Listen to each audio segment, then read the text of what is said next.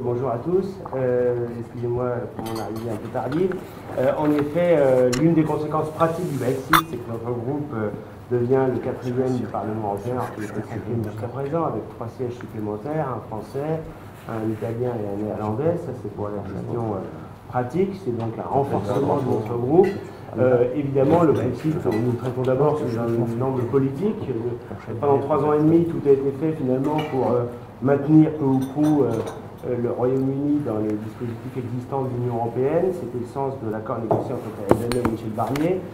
qui l'un et l'autre étaient opposés au Brexit et donc étaient peu enclins à appliquer, à mettre en œuvre concrètement le choix souverain du peuple britannique. Finalement, la volonté de Boris Johnson, son succès aux législatives de décembre, a abouti à un accord, ce qui montre d'ailleurs que la question épineuse de la frontière irlandaise était surmontable, puisqu'elle a été surmontée dans le cadre de ce nouvel accord, ou cette modification de l'accord. Aujourd'hui, on entre dans une nouvelle phase, celle de la négociation des futures relations avec le Royaume-Uni.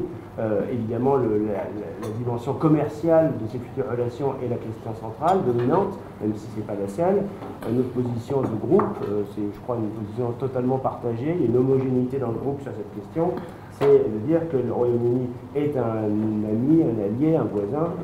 pour la France encore plus que pour les autres. Et par conséquent, nous devons avoir une bonne relation avec le Royaume-Uni, mais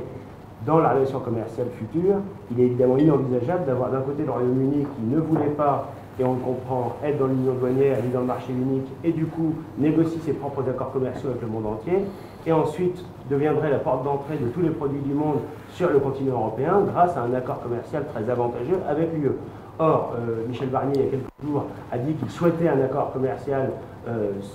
sans tarif douanier et sans quota ni contingentement, c'est-à-dire en pratique un accord de libre-échange, parce que c'est une vision dogmatique des choses.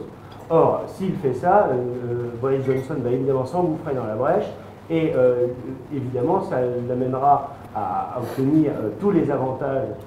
qu'il pouvait avoir au sein de l'Union européenne sans plus avoir aucun des inconvénients. Ce sera évidemment bénéfique pour les Britanniques, mais évidemment très néfaste pour nous parce que ça accentuera le dumping en Europe, ça aboutira à une concurrence déloyale encore plus forte avec des produits qui arriveront sur le marché européen en ne respectant aucune de nos normes qui sont souvent très élevées en matière environnementale, sociale ou sanitaire. Donc pour nous c'est un point très important. On devrait à la fois mettre en place, faire du protectionnisme, disons les choses clairement, mettre en place un vrai protectionnisme à l'égard du Royaume-Uni en fonction des accords commerciaux qu'il négociera avec le reste du monde, et on sait qu'ils veulent aller assez vite dans ce domaine et négocier près de 60 accords commerciaux, et puis ça nécessite, au-delà de la sortie du grand dogme du libre-échange, il s'agit en fait de repenser l'Union européenne. Parce que si un pays aussi majeur que le Royaume-Uni a décidé de sortir, c'est que le fonctionnement et les orientations politiques actuelles de l'Union européenne ne satisfont pas les peuples, ce que le Royaume-Uni a exprimé avec force par référendum, d'autres pourraient l'exprimer demain.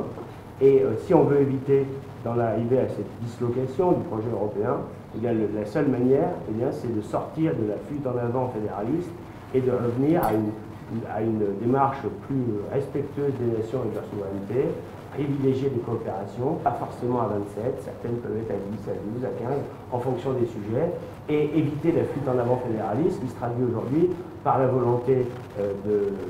d'en finir avec la règle de l'unanimité au Conseil, c'est-à-dire en finir avec l'unanimité, ça aboutirait à priver de manière définitive dans tous les domaines, sachant que l'Union européenne a tendance à agir, y compris hors de ses domaines de compétences, priver les États membres de leur souveraineté. Donc je pense que ça accélérerait en pratique la dislocation, et donc il faut évidemment se garder de cette dérive.